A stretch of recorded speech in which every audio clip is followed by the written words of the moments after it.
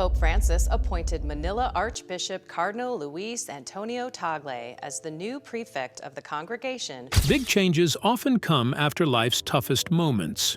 Recently, something happened that shook Cardinal Luis Antonio Tagle, and it didn't take long before he made an announcement that had everyone talking. Whatever happened, many are eager to hear the full story and understand what's really going on. People can't help but wonder what discovery could have touched him so deeply and led to such a major decision. Is this the beginning of a whole new chapter for someone so admired around the world? Join us as we uncover the story behind Cardinal Tagle's recent announcement and its implications. A leader's burden. Something heavy seemed to hang in the air as Cardinal Luis Antonio Tagle stepped forward to make a sudden and unexpected announcement. It was not every day that someone like Tagle, a man known for his warmth, compassion, and steady leadership, even in ordinary life, there are many reasons why we feel tired, faced the world with such visible weight on his shoulders. His voice, usually strong and full of life, in the book of Revelation, we hear the beautiful words, carried a different tone this time. It carried the sorrow of a leader who had seen something that cut deep into the heart of his mission. As the news spread, whispers turned into open conversations and people began asking hard questions about his leadership. Was he strong enough to steer the church through an even rougher time ahead? And could his legacy survive this unexpected storm? Keep watching, because what follows will reveal far more than anyone could have expected. The weight of the moment could not be fully understood without knowing the story that had shaped Cardinal Tagle into the man standing before the world today. Long before the heartbreak and the heavy announcement, he was simply Luis Antonio Tagle, born on June 21, 1957, into a family where faith was not just a practice, but a way of life. Each one's weaknesses and contribution to the woundedness of the whole family. His parents, deeply rooted in Catholic traditions, carried a rich heritage of Tagalog and Chinese-Filipino blood, mixing two cultures that taught him the values of respect, humility, and devotion from an early age. It was in this nurturing environment that Tagle first learned the meaning of service, compassion, and loyalty to something greater than himself. Growing up, Tagle was not the kind of child who wanted the spotlight. He was thoughtful, observant, and passionate about his faith. His journey through education began at St. Andrew's School, where he completed both his elementary and high school studies. It was there that his teachers quickly noticed something different about him. While other boys might have been restless or easily distracted, young Luis displayed a quiet depth that seemed rare for his age. He took his studies seriously, but more than that, he carried himself with a kind of inner stillness, a focus that showed he was destined for something beyond the ordinary path. After high school, that path became even clearer. Tagle pursued his calling at the Jesuit-run San Jose Seminary, where he enrolled in a rigorous program of spiritual and academic formation. At the same time, he attended Ateneo de Manila University, where he earned a Bachelor of Arts degree in pre-divinity. It was a demanding period of his life, filled with long hours of study, prayer, and reflection. Yet, he did well, not because he sought personal glory, but because he saw education as a way to deepen his ability to serve others. Those years sharpened his mind and expanded his heart, setting the foundation for everything that would come later.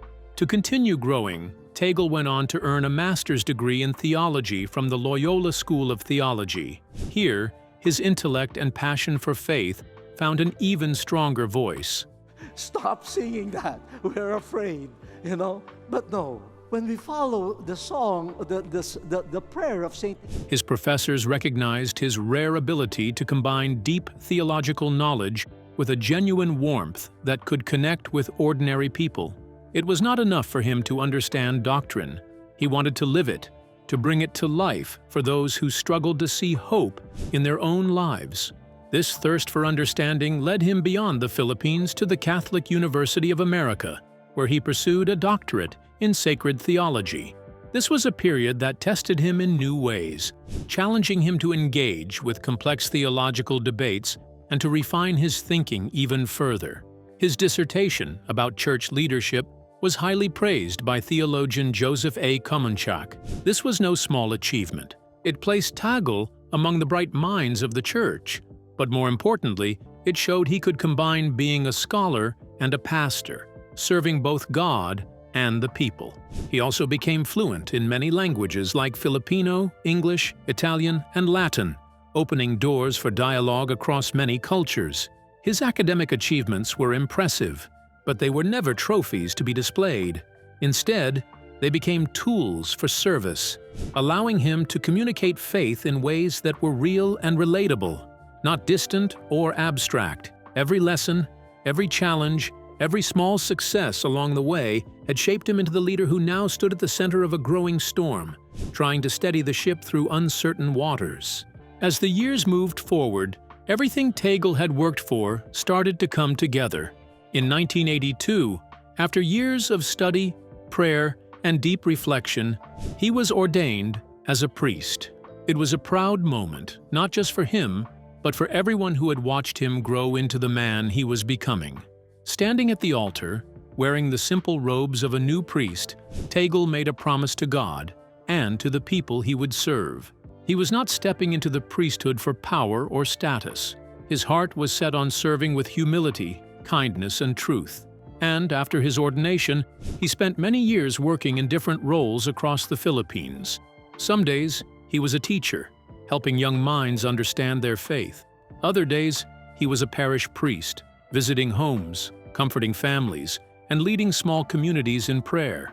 Wherever he went, people noticed that he listened more than he spoke. He had a way of making others feel heard, even if they had nothing important to say. He believed that everyone's story mattered, whether they were rich, poor, educated, or struggling just to get by. His work did not go unnoticed. His calm leadership and deep knowledge of the faith caught the attention of people far beyond the small towns he served.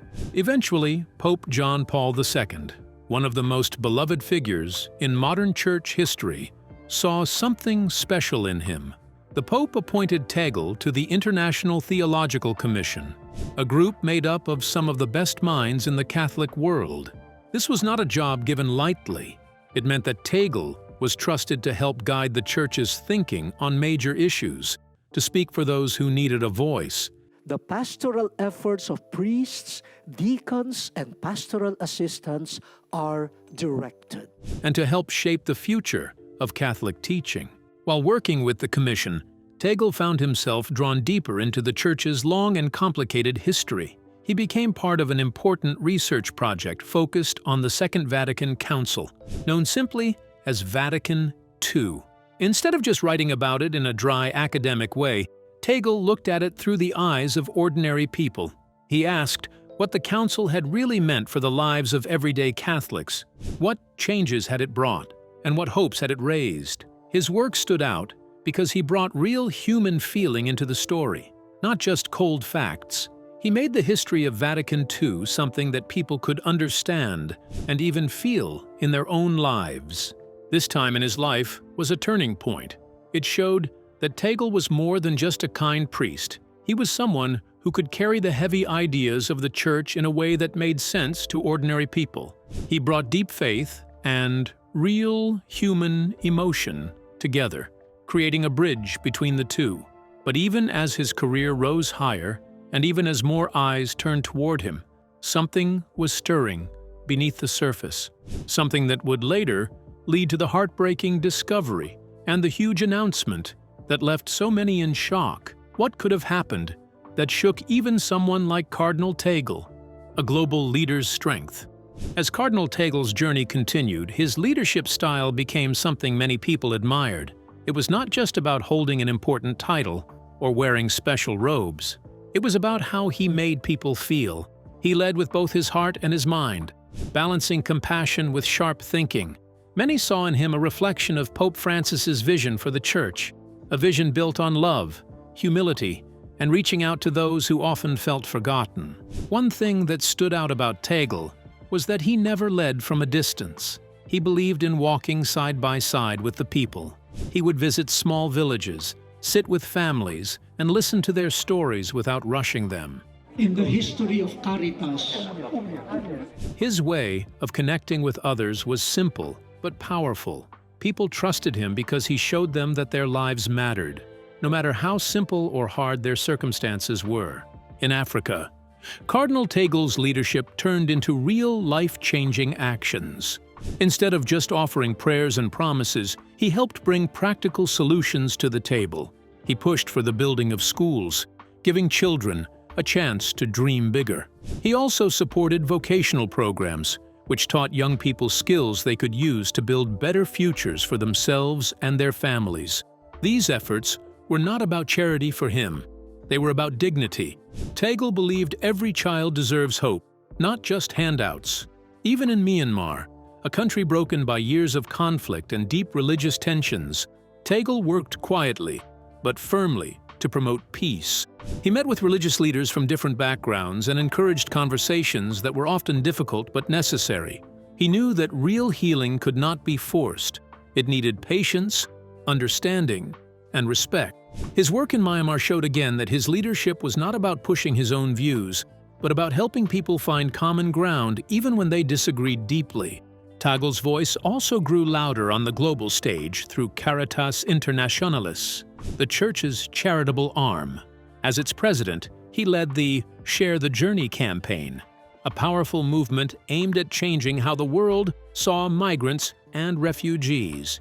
Instead of treating them like numbers or problems, Tagle asked people to see them as brothers and sisters. He called on Catholics everywhere to open their hearts and their doors, reminding them that welcoming the stranger was at the very heart of the gospel message. At the same time, Tagle did not shy away from speaking about larger problems facing the world. Poverty, migration, and climate change were not just political issues for him. They were human issues, matters of justice and compassion. He spoke boldly about the need to protect the environment, care for the poor, and defend the dignity of all people. His words were not empty speeches. They came from a deep place of faith and urgency. Another mark of his leadership was his deep respect for different cultures. He believed that the Catholic faith should not erase local traditions, but should lift them up. Through his work, he encouraged the blending of local customs with Catholic worship, making the faith feel more alive and close to the people. Whether it was the way Mass was celebrated or the songs that were sung, Tagle showed that tradition and new life could walk hand in hand. But even as Cardinal Tagle's leadership touched millions across the world, shadows were growing quietly behind the scenes. Questions were starting to build about the strength of his influence and the choices he had made. As Cardinal Tagle's reputation for compassion and forward-thinking leadership grew, in 2019, he received one of the most important appointments of his life. He was made the prefect of the congregation for the evangelization of peoples, a powerful role that placed him at the heart of the Church's efforts to spread its message around the world. It was a clear sign that Rome saw something special in him. His new position meant he was no longer just a respected leader in Asia. Now he was a central figure on the global Catholic stage. The appointment was not just about filling a role, it was about trust. Pope Francis himself had chosen Tagle for this mission. Many saw it as a personal endorsement from the Pope, a sign that Tagle's vision for a more humble, more listening church was exactly the direction the Vatican wanted to continue moving toward. He was someone who could reach across cultures and make the church feel less distant, more real, to millions of people. The prefect's work was not easy. His job involved overseeing the church's missionary efforts across continents, especially in places where Christianity was growing but faced many challenges. But Tagle took the role with his usual energy and deep sense of responsibility. Instead of sitting behind a desk in Rome and giving out orders, he continued his habit of traveling, meeting local communities, and understanding their struggles firsthand. To him, evangelization was not about numbers. It was about people, their dreams, their pains, and their hopes. With this growing influence, whispers started to rise inside and outside the Vatican. Could Cardinal Tagle one day become Pope? His broad appeal, deep humility, and ability to connect across different worlds made him a strong candidate in the eyes of many. He seemed to bring together qualities that the Church needed for the future. He had the intellect to engage with complex issues and the tenderness to reach those who had been hurt or forgotten. How Tagle shares the same views with Pope Francis also made him a natural heir in the minds of some church watchers. Both men shared a deep love for the poor, a desire for a simpler and more honest church, and a belief that faith had to be lived out in real acts of love and mercy. In an era when the church faced growing divisions, scandals, and outside criticisms, a leader like Tagle seemed like a light that could guide it through uncertain waters. But influence and admiration do not come without burdens. As Tagle rose higher, expectations around him grew heavier. Every decision, every silence, every word he spoke started to carry more weight. People began watching him not just as a leader for today, but as a possible leader for tomorrow. And in the quiet corners of the church, doubts and debates started to grow about whether he could truly carry the weight of such a future. Just when it seemed like his path was rising higher and higher, the heartbreaking discovery came into view, casting a long shadow over everything. Cardinal Tagle's huge announcement was not just another church statement. It was something that made many question where his journey would lead next. Stay with us, because what will be revealed next will change everything. Leadership and controversy. While Cardinal Tagle's rise within the church impressed many, it also brought challenges. People inside and outside the Vatican began to look more closely, not just at his achievements, but also at his struggles and controversies. One of the biggest challenges Tagle faced was competition from other church leaders who appealed to different groups. Cardinal William Goh of Singapore, for example, is seen by many conservatives as a stronger voice for traditional values. Where Tagle spoke often about compassion, dialogue, and inclusion, Goh stood firmly on traditional church teachings without much room for debate. This difference made some wonder if Tagle's softer approach can truly lead a global church that is already divided between old ways and new ideas. Tagle's progressive views stirred up tension. His efforts to make the church more welcoming, especially towards Catholics of the Pride community, did not sit well with many conservative factions. While Tagle never directly challenged church teachings, his emphasis on listening and understanding upset those who believed the church should speak with stronger, more absolute authority. To some, he appeared too willing to bend. To others, he was offering a much-needed breath of fresh air. Either way, his stance drew lines that people could not ignore. Another issue is the way he responds to matters related to China. With his Chinese heritage, many expect him to take a strong and vocal stand against the Chinese government's treatment of religious groups. However, Tagle often opts for a path of quiet diplomacy instead of public confrontation. Critics accuse him of being too silent on serious issues, like religious persecution.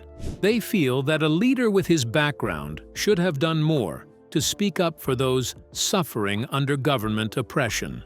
Supporters, however, argue that his approach aims at keeping fragile lines of dialogue open, even when progress seemed slow. Politics at home in the Philippines also brought Tagle under fire. During President Rodrigo Duterte's time in office, Tagle became known for speaking against policies that he believed harmed the poor and vulnerable. While many praised him for standing by his moral beliefs, others accused him of dragging the church into political battles. Critics said he was using his position to challenge the government instead of focusing only on spiritual matters. In a country where religion and politics often mix in complicated ways, this placed Tagle in a tricky position, making both loyal followers and strong enemies. Also, Tagle faced criticism over how he handled cases of misconduct among priests in Manila.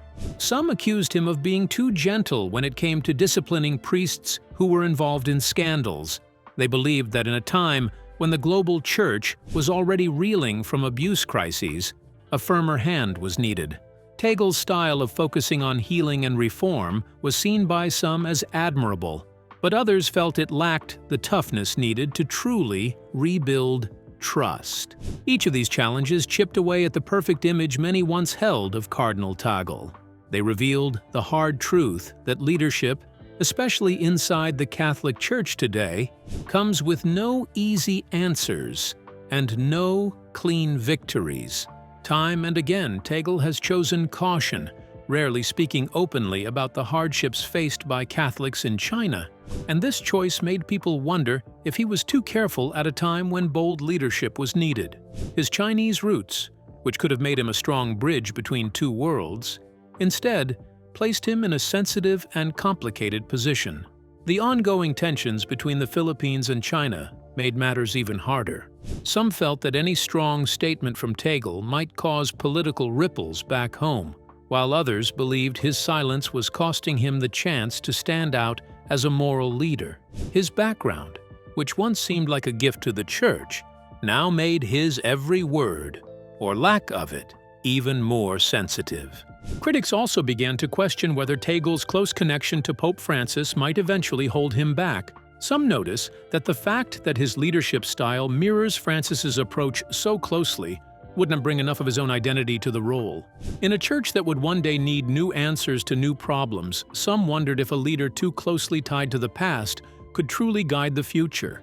His gentle manner, his emphasis on mercy, and his focus on inclusion all followed the Francis model so well that it made people wonder where Tagle's unique voice began and ended.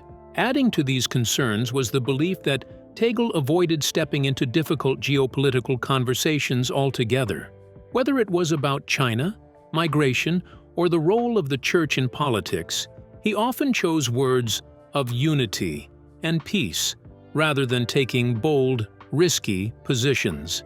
To many supporters, this showed wisdom and deep care for keeping the Church together. But to critics, it looked like hesitation. In a world where religious freedoms were under attack and major moral questions needed clear answers, some feared that a reluctance to confront tough realities might weaken the Church's voice when it was needed most. As all these questions built up, and the excitement that once surrounded Cardinal Tagle's rise slowly changed to uncertainty, supporters continued to admire his heart, his intelligence, and his commitment to compassion. Yet even they admit that the road ahead would not be easy for him. Every decision, every silence, every word he speaks or chooses not to speak now carries weight beyond measure. The story is far from over, and what comes next can either cement his place in history or change the course of his journey forever. What do you think about Cardinal Tagle's journey? Do you believe it will affect the Church? Drop your thoughts in the comments below. We'd love to hear from you. Remember to like, share, and subscribe for more. Also, click the following video shown on your screen. You will enjoy it.